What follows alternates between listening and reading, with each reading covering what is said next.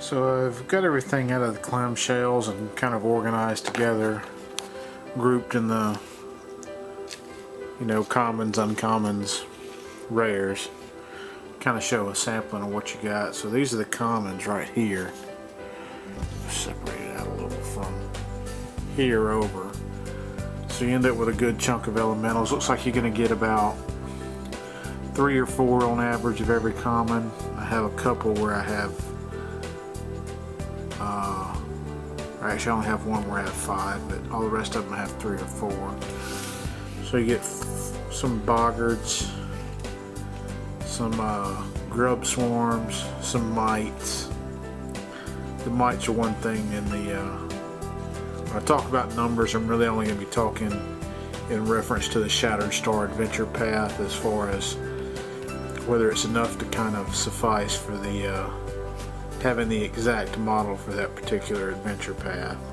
You could always use substitutes or something else to make up the difference, but for the boggards, for instance, you might need as many as 6 in a counter. For the mites, you could need as many as 6, but you only really get 3 or 4. We've got some Shadow Mastiffs, and that's a good number for the Adventure Path 3. Some Hellhounds, that's a good number. Some Clockwork Servants, you get 3 of those, that's a good number. You get 7 Darrow here, and that's a good number for the Adventure Path. They're both unique characters. You get 3 of one and 4 of another, but they can always be used as generic Darrow. You have the Tower Girls here, and they're kind of a female rogue, and that's a good number. We have some Zendrick, and they're kind of a troglodyte reptile, and that's a good number for troglodytes you might need in the Adventure Path. And then to flesh out the rest of the commons, you have a bunch of elementals here. You have earth, fire, water, and air. They're all medium, and you're going to get 3 or 4 of each one of those, and that's plenty enough for the Adventure Path. You come over to the uncommons, and you start to see you get quite a bit of uncommons. A lot of that's going to be due to the fact that there are no large commons, and you get at least 1 large in every pack. So this is what, 32 packs. You're going to get 32 larges, and only 7 of the rares are larges, and I've only got 1 of each of the rare larges, so that leaves what, 25. So you're on average, if you buy a case and you get 1 of each of the rares, you're probably going to get 25 uncommon large creatures.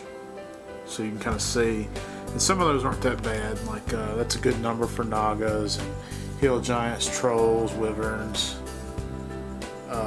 fire giants, gulgs. All those are, you need multiples of all those in the Adventure Path, so it's not bad. You have glass golems here, and you really only need 1 in the Adventure Path. An iron golem, I don't even remember 1 being in the Adventure Path, but I haven't read the last book yet. You have some Vroks here, and you really only need 2, but you get 3, so that's not a bad sampling. And then you have some of the smaller uncommons here. The only one where the numbers are really way off are on these night gaunts. There's an encounter where you need 16 of these in a encounter. Redundant there. But you need 16 of them in an encounter. And you're only going to get 3 or 4 at best in a case, so they're really cost prohibitive to buy individually too. So that's something that you probably have to use a substitute to flesh out on the campaign. They also have 1 NPC in here. He's kind of a cleric, gothic looking character. You really only need 1 of him, and you end up with 2 or 3 of him out of a case. That's kind of a waste. You have oozes, that's a good number. You have some night hags. For the Adventure Path, you only really need 1. You have some Pallid Path cultists. You could do with a couple more there. There's, I think 6 is the most you need. You have some mummies here. Actually, this is a skeletal champion and some mummies. They're fairly decent numbers for the Adventure Path. There's 1 encounter where you could You really need a lot of mummies, but you could probably flesh that out with some substitutes. Some decent numbers for the corroded columns too. There's an encounter that needs 4. You're going to get 2 or 3 in a pack, so some of these picking up 1 or 2 extras wouldn't be bad on the secondary market, even though they are a little bit on the pricey side. You get a couple of Callborn. You only ever called for a couple of those. You have kind of a spider here, and it's a unique creature in the adventure path, but it's a model that can be used as a spider. You have Gray Maidens. The adventure path calls for having, I think, at most 6 in an encounter, and you have a couple of characters that could pass in the rares for Gray Maidens, so it'd be nice to have a few more of those, but they're looking at them online, they're fairly expensive. You have some Catfolk Rogues here, and you really only need 1 of those for the adventure path. You have some Hounds of Tendalos. 2 is exactly the amount you need for the adventure path. And you have some mites on spiders. You could substitute those for mites too, because they're the same size. And I think you really only need 1 of those in the adventure path. And then you get to the rares here. And you have like an alchemical golem, you only ever need 1. You have the headless horseman, you only ever need 1. You have a clockwork reliquary, and you only ever need 1. You have some large elementals here, and you have some instances in the adventure path where you need more than 1 fire elemental, and I think more than 1 water elemental, but other miniatures would probably be better to get on the secondary market, as expensive as these are probably going to be. Some of the old D&D miniatures would probably be better to pick up for that if you wanted to use an actual miniature. And then you start to get more into the individual characters here. You have some of their, a couple of their, words escaping me there, iconic characters. You have a halfling and a female barbarian, and then you have an NPC here. You have a couple of NPC type characters here that can also be bad guys at some point. You have like a Grey Maiden captain. You have a Rune Lord Sorcean, who has kind of a unique position. It's not really her in the adventure path, but it's a facsimile of her in some instance. You have another bad guy here. You have a Demi-Lich bad guy, and then you have the big bad of the whole adventure. So you can see there with their rares, they kind of try to go more toward the more unique characters, or the more unique monsters that you're not going to use a lot of. You can see you get a pretty good sampling of everything.